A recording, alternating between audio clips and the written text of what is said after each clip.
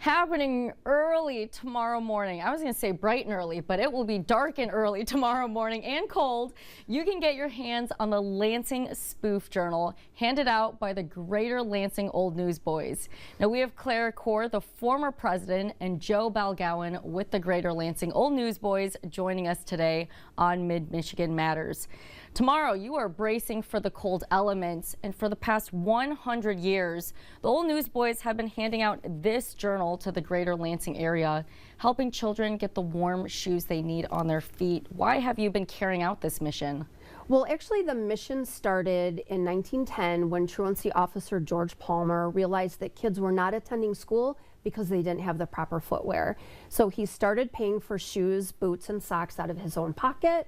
Meta Oles, the wife of Ari Oles, got involved. She was the first board chair, gave the first $50 donation, and they created the Palmer Shoe Fund until 1924 when they retired and decided to join forces with the Lansing Old Newsboys. So now we do provide shoes, boots, and socks for school-aged children. This is quite the history to it, and you recognized a need, or the Olds recognized a need to help children who weren't going to school. Carrying that mission forward 100 years later, still doing this, still cranking out those stories. What types of spoof stories might people find in here? Sure. This year it's a good one. They're always great, but the cover story is about a roundabout on the Mackinac Bridge. Some interesting stories of tariffs. And do you have any other ones?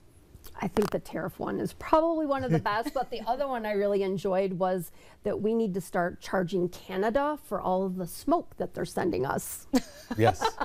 We do have that wildfire smoke that comes in. Every year. We're like, why are our summer skies so hazy right now? But you poke fun at these different things, these big talkers that we have across our community, even stories we cover here at News 10, and you're just having some fun with it, but collecting that money, those donations, to again help children who don't have proper footwear on their feet. Now you have the little donation bucket right here. Can you explain what people are going to do when they see you out tomorrow morning, ringing the bells, you know, shouting that they can buy their spoof journals? So we will be on the streets all over Lansing and all of the communities within a 25-mile radius. That is our service area. But they will be wearing the orange bag. They will be holding our orange jug, and they will be hawking the spoof journal. And it says right here that it's for any donation, and we will take the change in your pocket. We will take $1, we will take $100, it doesn't matter. But there's also a QR code in the paper, so if you don't happen to have any cash on you, please take a paper and you can scan that QR code and text to donate later. If you want to go make a donation, again, starting at 5 o'clock tomorrow morning, you can find the Greater Lansing Old Newsboys throughout downtown Lansing. Thank you so much for joining us. Thank you so much for having us, Taylor. We appreciate it very much. Thanks so much.